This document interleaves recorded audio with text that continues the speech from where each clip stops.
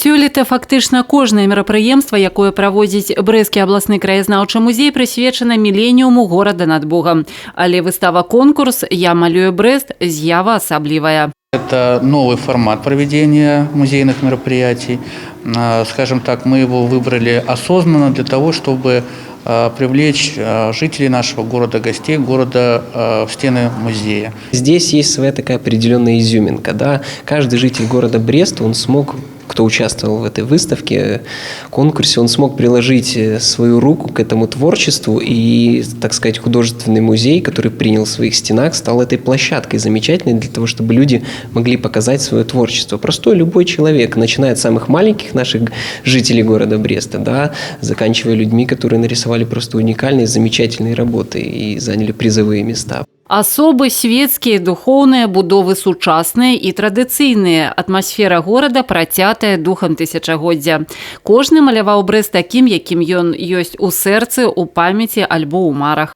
Я придумала нарисовать снизу прошлый Брест, а сверху я нарисовала новый Брест. Я нарисовала картину, там изображено памятник тысячелетия. Я очень долго выбирала, какую выбрать. И выбрала именно стадион «Динамо Брест». Я рисовала эту картину за 2 дня до Масленицы. И мне тут пришла идея, почему бы не нарисовать, как сжигают зиму. Я решила достопримечательность нарисовать. Это прадедушка, который пережил войну со своим правнуком.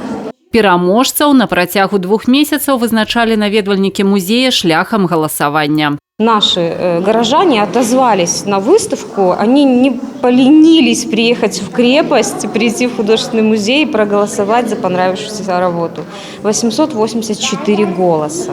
Это очень много. Асобны прыз глядацкіх сімпатый атрымала работа Ірыны Белавенцавай «Дашкін выхадны». Дыплом за 3е месца знакаміты брэсцкі ліхтаршчык уручыў Юрыю Любімаву за аднайменны графічны партрэт. 2е месца наведвальнікі музея аддалі Інне Болунць за ностальгічную карціну «Брэст аўтавакзал». А лідарам галасавання стала работа «Брэст 2019. Культурная столица». Я продумывала эту работу, конечно, что готовясь к этой выставке. Ну, у меня возник такой образ. Культурная столица, конечно. На этом немного дальше там проходят очень много музыкальных мероприятий, картинные галереи, все. Это все искусство. И, конечно, вот хотелось взять такой образ, и я думаю, все получилось.